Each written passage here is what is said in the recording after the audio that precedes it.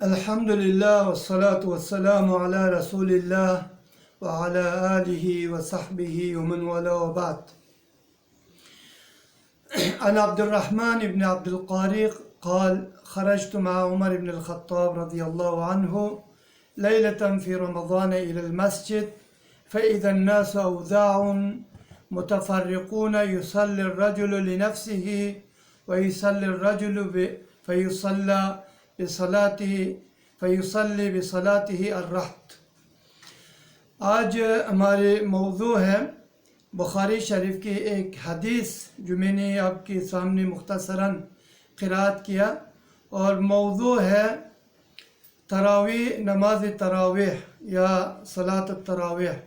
اور یہ حدیث بخاری شریف میں نمبر 1906 ہے، اور اس میں عبد الرحمن ابن عبد القاري سے امام بخاری نے روایت کیا، اور اس نے کہا کہ خرجت مع عمر بن الخطاب رضی اللہ عنہ لیلة فی رمضان، میں نے عمر بن الخطاب رضی اللہ تعالیٰ عنہ کے ساتھ رمضان کے مہینے میں ایک رات مسجد کی طرف نکلے. فَإِذَا النَّاسُ أَوْذَاعٌ متفرقون، لوگ جماعت ہے متفرق منتشر. یصلی الرجل لنفسہ، کوئی شخص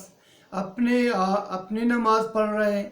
وَيُصَلِّ الرَّجُلُ فَيُصَلِّ بِصَلَاتِهِ الرَّحْتِ، اور دوسری شخص ہے کہ وہ نماز پڑھ رہے، اس کی نماز کے ساتھ ایک جماعت بھی اس کی پیچھے کھڑی ہے، وہ نماز پڑھ رہے ہیں. عمر بن الخطاب رضی اللہ تعالیٰ عنہ نے کہا کہ انی ارا لو جمعت هؤلاء، میری رائے یا میرے خیال ہے کہ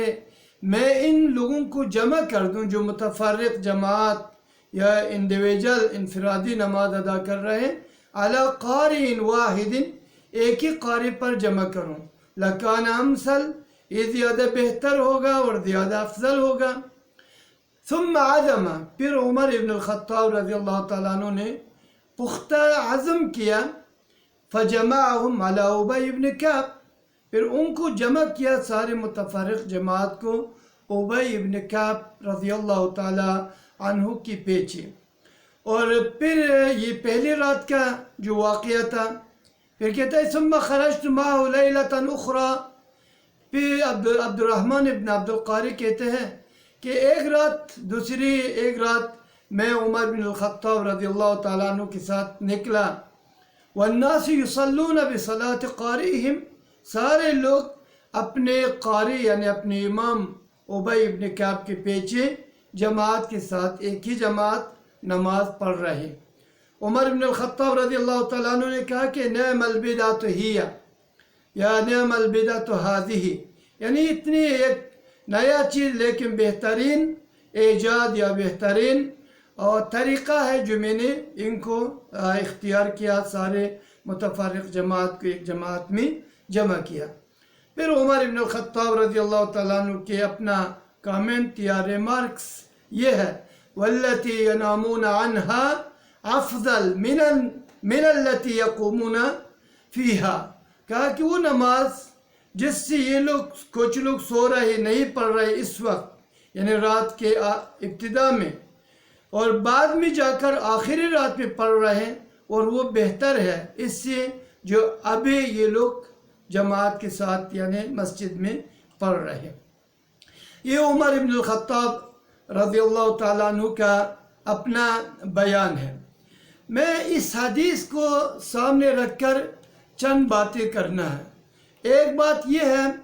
کہ یہاں امام ترمذی رحمہ اللہ نے، اور اسی طرح ابن ماجہ میں بھی موجود ہے،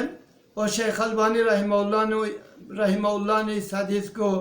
صحیح بھی قرار دیا ہے. اور اس میں یہ کہ عمر رضی اللہ عنہ اس جم کو یعنی اس طریقے کو ایجاد نہیں کیا، مگر یہ کہ نبی صلی اللہ علیہ وسلم تراویح کو جماعت کے ساتھ اپنے صحابہ کے ساتھ اپنی زندگی میں حیات طیبہ میں تراویح ادا کیا. پھر نبی صلی اللہ علیہ وسلم نے 3 رات ادا کرنے کے بعد توقف اختیار کیا اور دوبارہ نہیں نکلا اور نماز نہیں پڑھایا لوگوں کے لیے. اور نبی صلی اللہ علیہ وسلم نے علت بھی بتایا کہا کہ میں نے کیوں روکا، کیوں آپ لوگوں کے لیے نماز نہیں پڑھایا؟ خشیۃ ان تفرض علی امتہ، نبی صلی اللہ علیہ وسلم کی خوف تھا، یہ ڈر تھا کہیں یہ نماز اس امت کے اوپر فرض نہ کیا جائے۔ تو اس وجہ سے شارحین حدیث لکھتے ہیں، کہتے ہیں کہ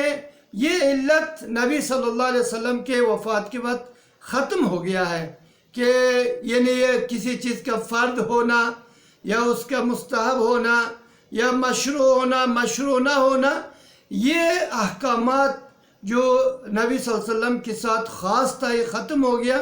یعنی اس کی نبی صلی اللہ علیہ وسلم کی وفات کے بعد اس کی فرضیت نہیں آ سکتا ہے۔ تو پھر عمر بن الخطاب رضی اللہ تعالیٰ عنہ نے اس کے باوجود خلیفہ راشد ہادی و مہدی، اور اس نے کہا کہ اس نے یہ جمع کیا، اور وہ خود اس کے ساتھ ساتھ یہ حدیث سے بھی استدلال کیا جا سکتا ہے، علیکم بسنتی و سنت الخلفاء الراشدین المہدیین من بعد، نبی صلی اللہ علیہ وسلم نے کہا کہ میری سنت کو تھام لو، اور میرے خلفاء راشدین کی سنت جو مہدیین ہے میرے بعد آنے والے، ان کی سنت کو تھام لو، مضبوطی سے پکڑ لو، یہاں تک کہ اپنے انیاب کے ساتھ نواجذ کے ساتھ اس کو پکڑ لو۔ اور اس حدیث سے بھی ہمیں یہ معلوم ہو رہا ہے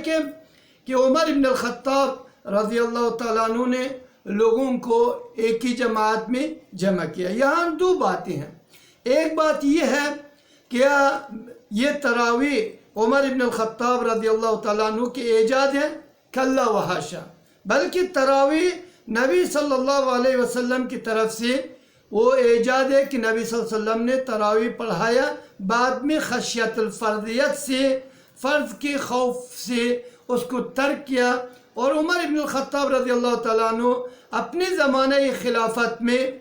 تو دوسرے سال، خلافت کے دوسرے سال میں سنہ 14 ہجری میں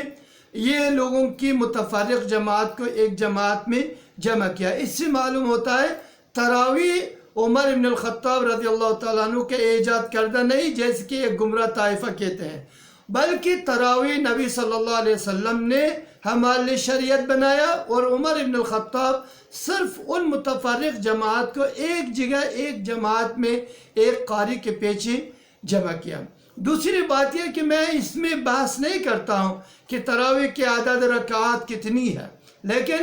اس بات کو ذکر کرتا ہوں کہ ائمہ فقہا سب کے سب، حنفی شافعی مالکی حنبلی، سب کے سب پوری امت اس کی سنیت پر متفق ہے کہ تراویح ایک سنت ہے اور تراویح فرض نہیں، یہ تراویح سنت ہے، اور اس کو صلاۃ اللیل اور صلاۃ النافلہ یا صلاۃ القیام، قیام اللیل سے تعبیر کیا جاتا ہے، اور یہ رمضان کے راتوں میں، شہر رمضان المبارک کے راتوں میں جماعت کے ساتھ ادا کیا جا سکتا ہے۔ دوسری بات یہ کہ تیسری بات یہ کہ کیا اس کو گھر میں پڑھنا افضل ہے یا اس کو مسجد میں جماعت کے ساتھ پڑھنا افضل ہے؟ جو مجھے سمجھ آ رہا ہے وہ یہ ہے کہ مسجد میں جماعت کے ساتھ افضل ہے، اگر گھر میں بھی ممکن ہو تو یہ گھر میں بھی جماعت کر سکتے ہیں، اگر گھر میں اکیلا پڑھنا ہے تو پھر اس کو تہجد کے ٹائم میں، آخری ٹائم میں پڑھنا زیادہ اولا ہے بنسبت اول رات یا ان کے ابتدا میں۔ تو یہ مجھے سمجھ آ رہا ہے اور یہ زیادہ اولا ہے۔ اور چوتھی بات یہ ہے کہ تراویح میں تو نبی صلی اللہ علیہ وسلم نے اس کو مشروع کیا، یعنی اس کو جائز قرار دیا، اور یہ جائز ہے، اور اس کی ایک تاریخ ہے، اور تاریخ کے بارے میں میں نے کہا کہ صلاۃ تراویح اور یہ 14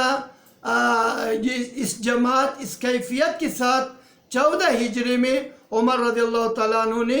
ایک جماعت میں جمع کیا۔ البتہ بعض علماء کا رائے یہی ہے، وہ کہہ رہے ہیں کہ تراویح بنفس خود یہ سنت ہے، لیکن اس کو جماعت کے ساتھ ادا کرنا مستحب ہے، اور امام ابو حنیفہ رحمہ اللہ سے منقول ہے کہ تراویح سنت ہے، لیکن ایسا سنت لا یجوز ترکھا اس کی ترک کرنا درست نہیں ہے۔ انشاءاللہ تراویح کے متعلق اور اس کے انفرادی یا جماعت کے ساتھ ادا کرنے کے متعلق کل بھی میں درس کو جاری رکھوں گا۔ آج اسی پر اکتفا کرتا ہوں۔ وصلی اللہ تعالی علی محمد وعلی آلہ وصحبہ اجمعین۔